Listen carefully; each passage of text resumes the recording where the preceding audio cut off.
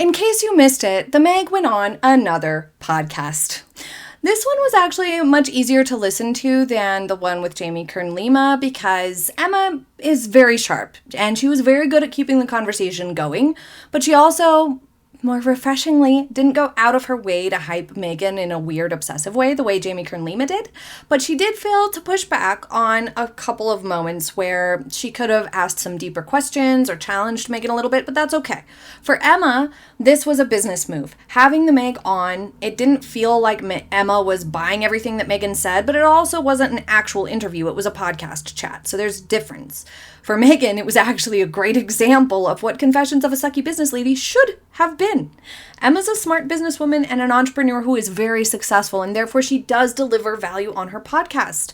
The Meg clearly struggled to keep up a little bit, and she wasn't quite as quick on her feet, but let's get into this. A couple of notes that sort of pervaded the entire 90-minute podcast. Meghan is never happier than when she is talking about herself. She's quite literally thrilled every time the question is about her, and it stays right on her. When it's not, like when she was asked about Serena, her face is like this, and she's just simply at a loss for how to be properly enthused about someone else's success or joy or what have you. She always takes the long way to a point. This comes off as holding the stage and rambling just to hear the sound of your own voice. But also, perhaps more importantly, it leaves room for listeners to disengage, lose interest, and miscommunication. When you ramble before you get to the point or before answering the question posed, you leave room for people to get lost wondering what exactly it is that you're even talking about. So it's a poor communication style. It's very common in narcissists, as it not only means that you're holding the floor and the attention for longer, but you're also disrespecting everyone else's time. She also claims repeatedly that she's authentic throughout this podcast, which is a massive mistake. People will never see you as authentic when you tell them that you're authentic. This is something that I've said a lot lately. We even have a video about it, which is coming out soon, so be sure you're subscribed so you don't miss it. But authenticity is something observed. It's something said about you. It's not something that you say about yourself. It's just not. Her saying it about herself this much just goes to show how inauthentic she actually is being here. She says that there's no value in being rehearsed, when that's exactly what Meghan does. One of the chief complaints about her is that everything seems rehearsed, and that also ties into the sort of rambling before you get to the point of what it is that you're saying.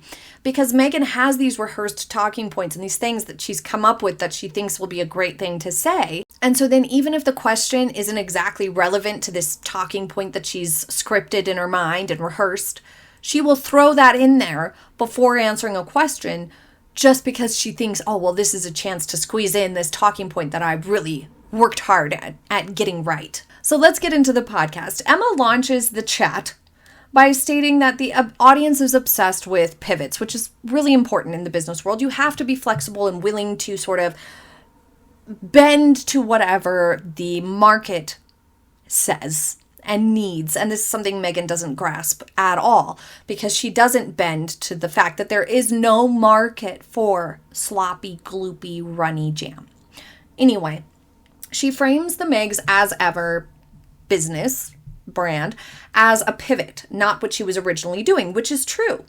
It's been sort of lost in the shuffle of this discussion and this sort of, current state. Everybody's focused on the as ever brand and its failures, but misses the fact that this is a huge sellout moment, a huge pivot away from the original intentions that Harry and Meghan allegedly had. When they first signed their deals, even with Netflix, Harry and Meghan were stubbornly still trying to be faux royals and do cause-driven work and philanthropy and that type of stuff. Even the type of Netflix content they were promising was the sort of boring, to be honest, things like Live to Lead, and Meghan was trying to get Pearl off the ground. Things that seemed kind of virtuous in a way. Because that's not authentic to Harry and Meghan, it wasn't working at all, though. Neither of them seemed particularly passionate about any specific cause. They only chose anti-online type of causes because they believe that the internet has not been fair to the Meg. So they're leading or educating or panels and philanthropy, all of this sort of angle to their public life. Not only did they learn that it doesn't have much money in it, but it was also so inauthentic that it came through. And therefore they pivoted to the Meg's lifestyle fakery, which is equally inauthentic to her, which we have an upcoming video on that as well. Be sure you're subscribed. But anyway, Emma asks Meg in the frame of as ever as a pivot for her, where did you get the entrepreneurial bug? Which is a great question because it allows Meghan to answer away from the shallow vanity money grab that we all see it for. And she searches for an answer here. It takes her a minute. She can't quite figure out what to say. Then she says that she spent a lot of time at her grandpa's antique store after school, which I have never heard this version of events. It's always been a latchkey kid or on set with dad. So if you've heard this version of events before, let me know. But then she tells the story of selling scrunchies in middle school, which we have heard before, but to be fair, it is relevant here, so I think that's fine. She should have gone straight into that instead of the rambling path that she took, but whatever. That is relevant. Trying to get this business off the ground for a while. It's finally launched. How did it start? I knew that I wanted to put something in the world, and for years, and we've been out here for 5 years now, really trying to decipher what do I want to share? On the topic of how As Ever came about, we get a whole new version of events here. She reveals that she didn't even know what to share with the world anyway. How about nothing, Meg? How about you take a break?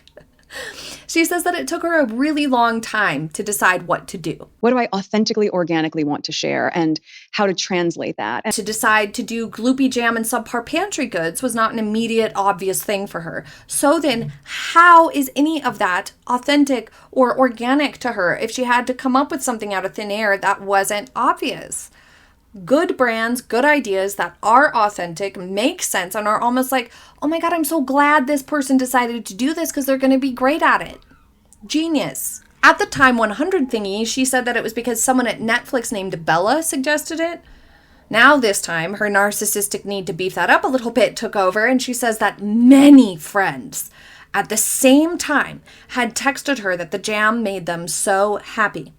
I don't believe that for 1 minute, and I don't think Emma does either. She does not react in a way that seems like she's believing this.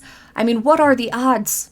Early January, you receive many messages from different friends in a row that all say that this holiday jam you sent them made them happy? No, that's not real. That didn't happen. And also, when and where did Bella come in to the suggestion? Meghan, as ever, is lying again. And it was one morning, beginning of the new year, so many friends at the same time had texted saying, I don't know what it is, but your jam's just making me so happy.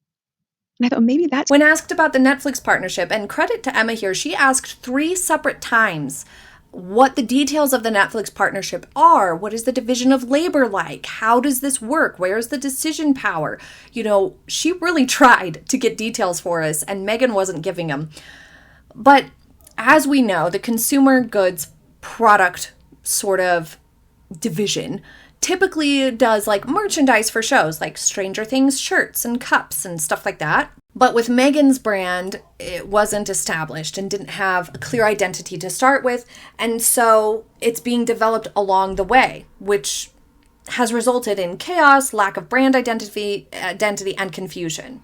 She claims that she's willing to take the time to focus on the details to make things perfect, but then why then do we have crooked labels and typos and mistakes?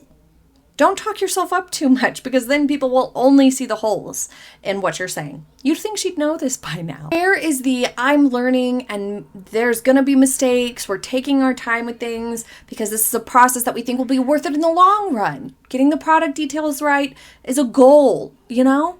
Leaving room to acknowledge those problems that we've all seen with our eyes happening with the brand would have been the smart move. Also, she never actually tells us what the partnership entails. The closest that we get is her saying in the contract, it's clear that it's her vision. So she's essentially the creative director, would have been a smarter way to say that. But that means it comes down to her ideas are kind of the hard line that she has, which again explains why this isn't going well, explains why the products aren't great and the marketing is all about her and she's obsessed with herself and therefore fixated on it being done her way with her face and her ideas, no matter how much they suck or how much they don't match the concept. It doesn't matter. It would have been a great opportunity for her to step back and take her hands off the wheels and let Netflix use their expertise to kind of set this in motion and get it up and going, and then she can step in and take on more control eventually. This is the same thing that she did with the royal family. She refused to just let herself learn a little bit and be new and required so much control that it didn't work and resulted in clashes. She confesses that she wants to be involved in every single step. See, this is part of the problem. The product development, the language used, the presentation, which there's nothing wrong with, but at the same time, she's clearly throwing her weight around. She's refusing to open her ears to expert advice. She's refusing to take on suggestions that would help solve the issues with how As Ever is being perceived. Just one example is that she's in almost all the promotional pictures, and that's hurting the brand because of her disapproval ratings and because it doesn't really make sense for the products and the brand. Pictures of the items being used and enjoyed and made, that makes sense, but just Meghan in the background of a tiny jar of honey, stalking it creepily, doesn't make sense, and it's unnecessary. It makes the whole brand feel like a vanity opportunity and takes the focus off the products themselves. She says, shockingly, but also not, that she doesn't feel any degree of imposter syndrome, which kind of makes sense because she's so narcissistic. She did likely feel imposter syndrome when she was with the royals, but here, she's focusing on the social posts, obviously, and even though she's not a very good actress, having an experience of acting in the past probably makes the Netflix show feel a little bit more comfortable for her. So I'm not necessarily surprised by her answer here, but she certainly should feel imposter syndrome. But the real important point here is that Meghan doesn't even know what imposter syndrome is because she says, imposter syndrome is posturing as if you know everything. No, Meghan. No, it's not. I hate to burst your bubble, but you're wrong. Yes, and even if you're making it up as you go along, as you say, which I think true, most people are doing that. Imposter syndrome is when you're posturing as though you know everything. Imposter syndrome, observe, definition, the persistent inability to believe that one's own success is deserved or has been legitimately achieved as a result of one's own efforts or skills. So she actually should be feeling a great deal of imposter syndrome because she hasn't gotten any of this on her own merit at all. Publishing The Bench, both her failed podcasts, Netflix deal, As Ever, all of it has been handed to her based on money, the ability to get sensationalist views from critics of a polarizing figure, and because of who she married. She is where she's at because she married a prince, not because of who she is or what she has done. She was a cable TV actress who was written out of a show without any roles to follow, and all of this was because of a brief affiliation with the royal family by marriage. Full stop. So if anybody is feeling imposter syndrome, it should be her, like massively, because none of this was warranted or deserved or earned. Like, quite frankly, it wasn't. What the Meg did, though, was tell on herself here. Not just that she has no idea what imposter syndrome really is, and that if she was a normal, non-narcissistic person, she would be feeling it big time, but that she actually does go about acting as though she knows everything all the time. And it's one of people's biggest complaints about her, and one of the biggest reasons why people don't like her is her know-it-all attitude, which she very much does have. Meghan divulges the intention to exponentially expand the brand and offerings after the initial sellout on her stock and exponentially expand the amount of stock available. But this is a huge mistake because of her profile, because she's polarizing and had a lot of interest from journalists and critics who wanted to try the products to be able to review them. Then basing her business trajectory on the first couple of launches, even the first year, basing it like scaling up exponentially on her first year would be a massive risk of loss of investment and a really, really bad idea, because when the curiosity dies down, when the reviews and the journalists and stuff have already put out their taste tests and stuff like that, they've already done the articles, people will be seeing just bad reviews and they will stop buying it, and you will have no return customers, and you won't have the journalists still trying to buy it to make another review because that's a one-time thing. That's a one-off. So if she does do that, if they do that, then they will have scaled for a false precedent and have massive loss. She also claims repeatedly that she never sacrifices quality, but this is in direct contradiction with the facts. The reviews are not great of these products. The labels were crooked, the shipping times were long, the announcements and promotional content looks and feels both cheap and vain rather than professional. And they're not really in line with the products themselves, so I really wonder how she reconciles that. In one of the best moments of the podcast, Emma says that she watched the Netflix show but didn't cook anything. Meghan interrupts her when she says, I watched the show. Meghan's like, did you make anything? And Emma says, no. And Meghan says, because Meghan cannot fathom that somebody would choose not to make something on purpose. Meghan thinks, well, if you didn't make anything, you must hate to cook. So she says, do you like cooking? Do you cook? Are you a cook? And Emma says, she's such a cook. She absolutely loves to cook. She's very good at it. She does it all the time.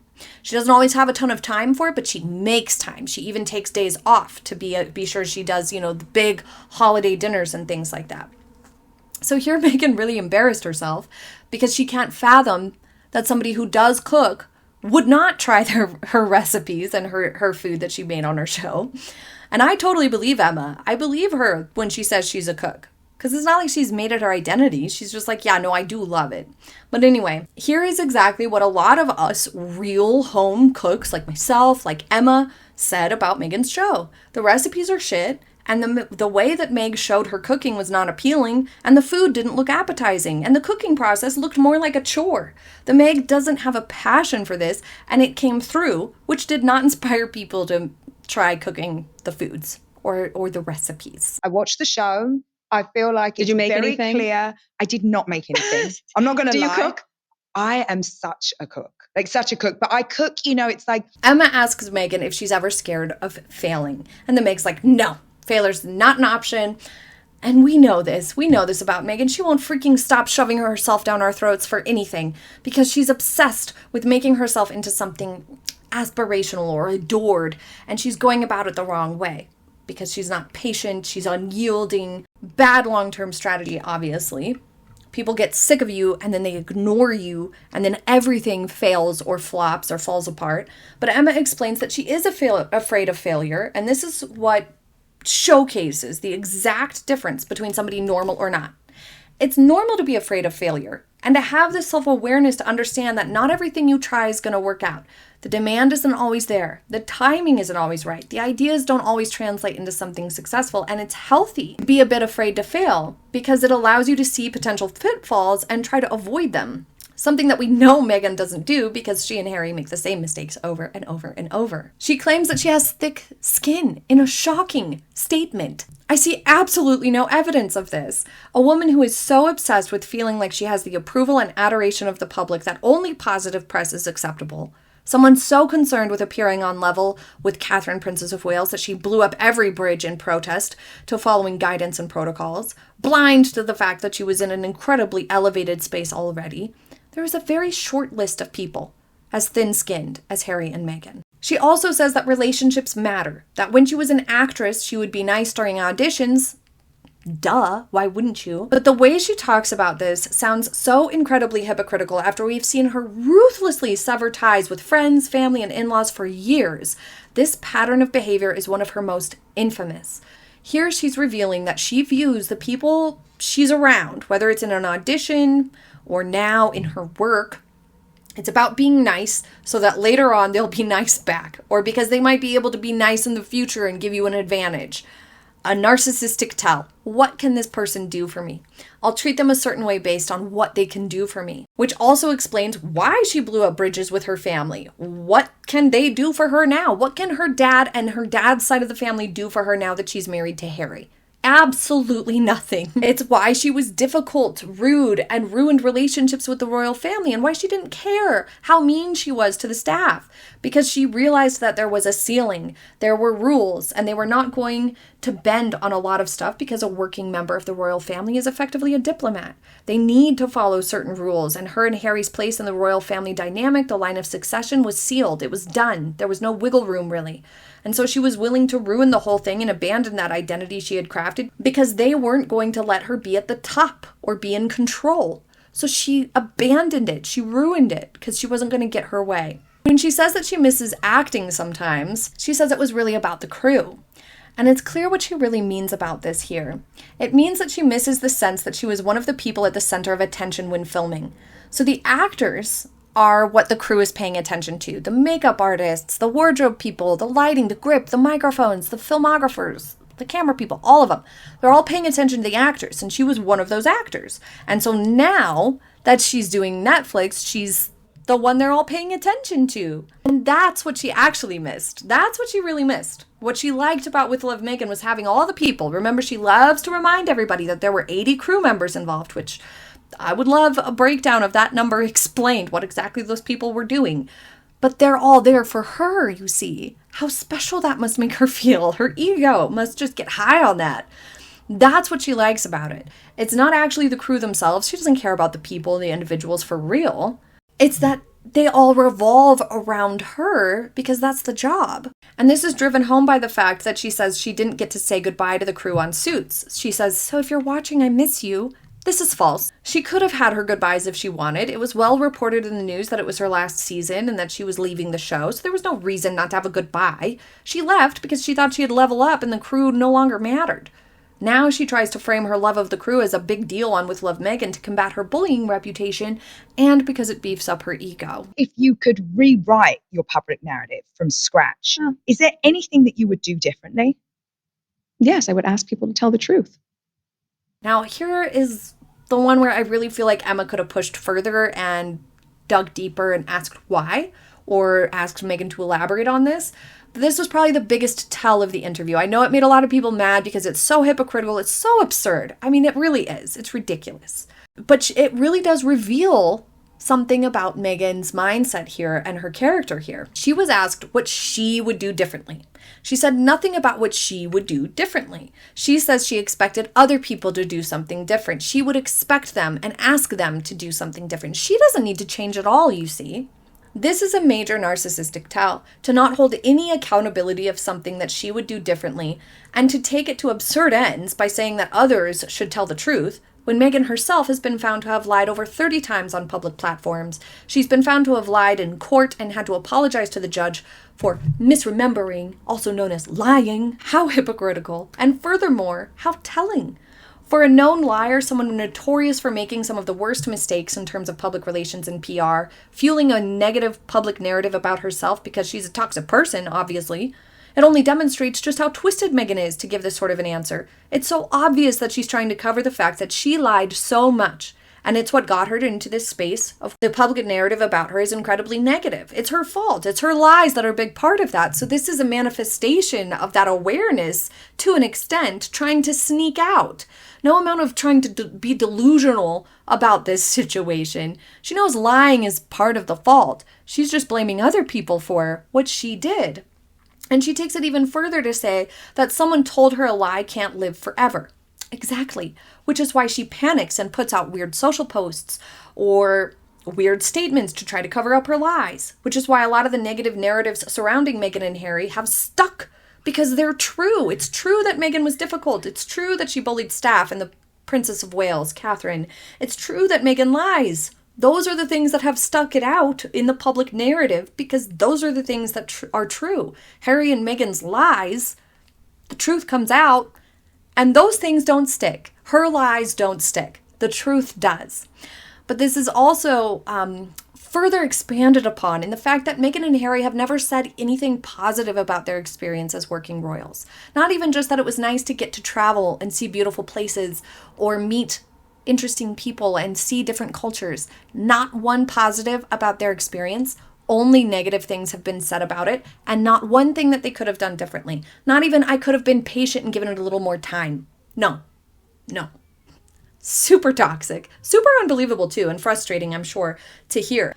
The Meg segues then into calling herself authentic, talking about the baby mama dance, and her laugh is so embarrassingly big here. Way too huge. Way too cringe. She's claiming that that's an example of being authentic. Stop.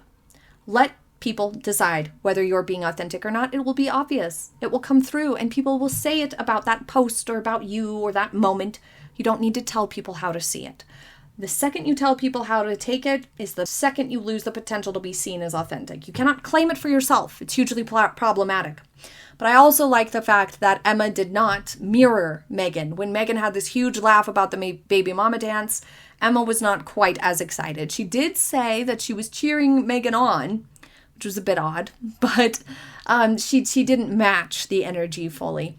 But also, it's rather telling when you think about it. Meghan saying that that was an example of being authentic could be a number of things, but let's go with these two different theories here. It could be that she knows her reasons for posting it were not authentic. She wasn't posting it just to share joy and whatnot. She had some ulterior motive. So now she's trying to categorize it as an authentic, I'm just sharing the real me, to deflect from some other reason, like stealing the spotlight, for example.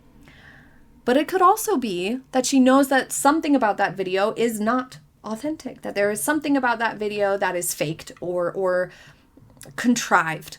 And so she's trying to classify it as authentic now to cover that up. Maybe it's neither of those things, but what do you think? Next, they pivot to Confessions of a Sucky Business Lady, which is basically canceled now. She thinks it's perfect timing to do this, we know. And again, I stand by this. It maketh no sense and delivereth no value to have a podcast full of frivolous girl talking platitudes while you're building a business. Like, that makes no sense. There's no revealing of anything. There's no pulling back of a curtain like she claims. It was nonsense. She didn't even get advice, really. That's not what the podcast was. So it was false advertising. Now she says she's going to focus on her business instead of another season of the podcast, which, I don't think anybody's asking for more podcast. Thanks, though. And then she says this overly rehearsed line. I wonder just how long it took her to come up with it and how hard she had to try. She says, at a certain point, the only thing I want spread thin is my jam. And she has this huge laugh. And Emma just kind of, no reaction to that one. Have to, because at a certain point, I was thinking about this more, and at a certain point, the only thing I want spread thin is my jam. Okay?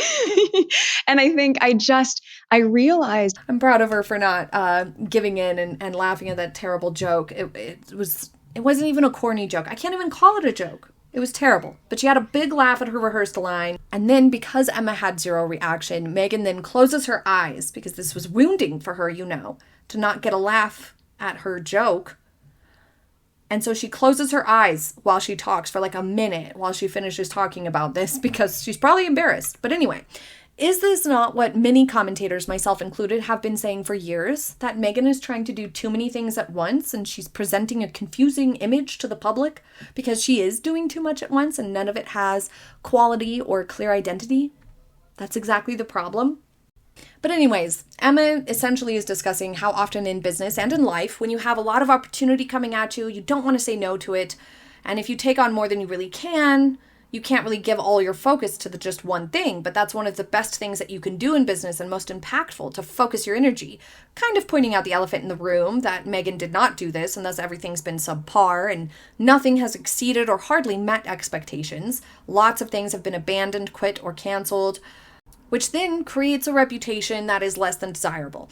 Either that you flick around to lots of things and only halfway deliver and you get a bad result and then quit, or that you take on more than you can handle and then you can't possibly manage your time properly. Or it can give you a reputation of having a lot of failures, a lot of deals fall apart, a lot of unfulfilled contracts, which just looks like bad business. Either way, it's a very risky route to take. Near the end of the podcast, she asks her some quick fire questions. What are you most proud of in your career or your business life? And she says, investing in myself. That, Meghan, is not an answer. That's not business. It's not at all. So what did we learn here? Absolutely nothing. Did the Meg drop any wisdom? No, she did not. Nothing that hasn't already been written in about a half a dozen self-help or business books. She's clearly out of her depth, and the more that she tries to convince us that it's not an act, the more it looks like an act. Let's take a look at a couple more super uncomfortable, awkward exchanges from this podcast.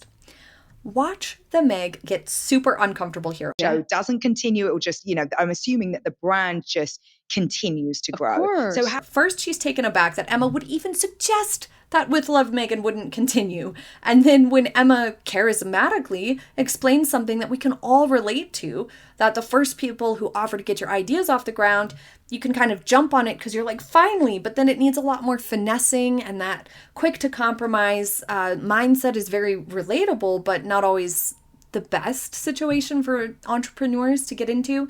But look at how uncomfortable Meghan is because the attention isn't on her. Maybe it's because she sees how dynamic Emma is in explaining this. Maybe it's because the concept of struggle is so foreign to Meghan now, which showcases a key problem for the Meg in discussing her business and entrepreneurship in general. She has every advantage imaginable in working on this business of hers, and she's still making huge, stupid mistakes. And because she has all these advantages, she just doesn't get the struggle. She has no real idea of how it actually is, and therefore it never feels authentic or valuable to hear what she has to say about it. It's all nonsense. She is not doing things the way most people are doing them when it comes to entrepreneurship. I got it wrong enough Did times. Oh my good. Yeah, desperation to just get something done. And there were parts of it that were a little bit. But when you look at this partnership, because In a shocking and gross thought, Meghan says that going into fashion would be obvious. I do believe it was probably more obvious to a lot of people that I would get into fashion. It was definitely something that people were asking me to get involved with. No, I can't think anyone would have thought that would be obvious. Mindy really went to Meghan's head. On With Love Meghan, she kissed butt and said, "Where did you get your look?" Ugh, it was one of the most cringy moments of the whole series. I hated it. And the Meg soaked this up. Right after that, she put out a Shop My page, and now she claims that everyone wanted her to go into fashion. No, this is fabricated. This is not true. This is not happening. Nobody has ever talked about Meghan being a great candidate to go into fashion. It's never happened. Also, side note, nothing against Mindy, but she's not a particularly stylish lady. I would not base anything off of her judgment, not to sound harsh, but like, we've seen some disasters on her and the Meg, who is one of the worst dressed public figures ever. So no thank you.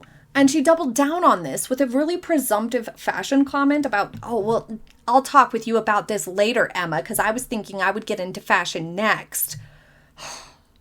Jeez. This is the type of person that nobody wants to invite over for things or invite to lunch, because it's the person who thinks that they're the best in every way, obviously, and everyone is eager to talk business with them, and everybody wants their advice, and everybody wants to hear what they have to say. Emma is successful and smart. Why on earth would she want to get into any sort of fashion venture with the Meg? How cringe to hear her make such presumptions. I think there'll be a time for that. I think there'll certainly be a time for fashion. You and I can talk about that later. But I think, ultimately, I wanted to do what felt authentic. And it's a pattern that we've seen. She always presumes everyone wants to hear her talk and that she knows better than them. And it was part of her problem with the royal family. She presumed that it was all about her and that she could do things her way. That's part of why she's so difficult to work with. Thank you for joining me for today's video. I hope you enjoyed it. And there is a few bonus clips coming up at the end of today's video, so stick around if you want to hear some more peak cringe from this podcast. Thank you so much again. I hope you have a happy day ahead, and I will see you next time. Bye. The topic of finances and her kids come up. Asked if they talk about money with the kids, she claims that her kids set up a little farmer's market. She asks them, "Do you want to sell your harvest? Do you want to share it with your community? And what do you want to do with those funds?" Okay, stop. They're 4 and 6, freshly, just now. They've just had their birthdays. The way she's speaking about this is simply not age appropriate. A lemonade stand style situation, selling some produce that you grew, is a little bit more like middle primary school age or elementary school age, maybe more like 7 and 8, maybe 9 and 10. At 4 to 6, they are just now figuring out what the concept of money is, what the bills and coins, how much they are worth, what they mean, what they're called, these sorts of things. They're very fresh and new to this concept. And yes, they can understand like, oh, I can sell this and get some money and like go pick out a toy or some candy or whatever.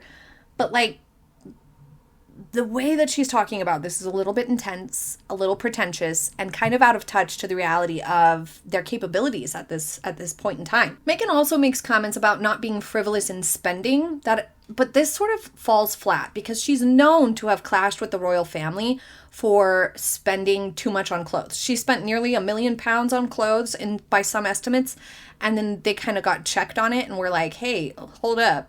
The clothing budget has been spent, okay?" Meghan and Harry hated that. They thought it was unfair. And Meghan clearly spends a lot on frivolous things in a lot of ways, from what people can see, at least. So I'm not sure that will be well received by the general public to say that she's not frivolous with spending. I don't know. I don't think that was a smart move just based on what we know. Next, she has a slight clapback. Blink and you miss it type of clapback to Brooke Shields calling her too precious. Meg says, "Not everything needs to be so earnest. It can have a little cheek." Well, that in and of itself is true, but it does not match Meghan and reality of Meghan. The Meg has never had any cheek at all. She's so not fun in any way, shape, or form. She has no sense of humor. She's just kind of lame and boring and self-obsessed and rigid and controlling and things of that nature. She is a little too precious. She is a little too earnest all the time. And it feels contrived and like an act. So this just felt like she said it to try to get back at the Brooke Shields thing, but the evidence doesn't back her up. In a really nice softball question to close the podcast out, Emma asks Meghan who she idolizes. Who does she look up to in business or in general? Meghan cannot answer the question. Someone that you admire or you just find so intriguing or whatever it might be. Oh gosh, there's so many people in business, male and female. We talked about Melody Hobson. I admire her so much. Her business acumen. I think there's probably too many to count. And a lot of it also comes down to there are going to be people that are so well known. And then they're close friends that value their privacy in a different way that I want to say their names so badly right now. She has none, really, evidently. The one name that she does say is a woman who they had discussed earlier in the podcast, so great job, Meghan. No hiding your self-obsession, not able to come up with even just one person that you idolize. Ridiculous. When asked about the guiding principles that they have with Archewell, she doesn't have an answer to this also, which is a red flag, especially with philanthropic endeavors. But in business too, you should always have some clear guiding principles. Meghan seriously doesn't get it, and Emma, a very intelligent businesswoman, repeats the question. The Meg doubles down that basically it's an extension of me, so her guiding principles is that she has to see it as an extension of herself. Absurd. About her jam, Meghan repeatedly says that when people like it, that's how they would feel as if they were in her home, type of thing. Like, great, this is the feeling that I want you to have having this because that's how you would feel if you were at my house, sort of a situation.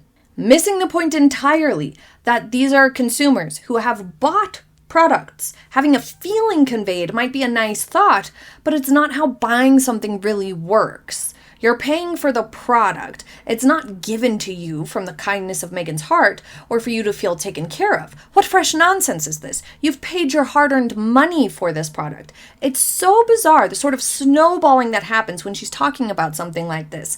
It's just this crazed fantasy of how she wants to be viewed.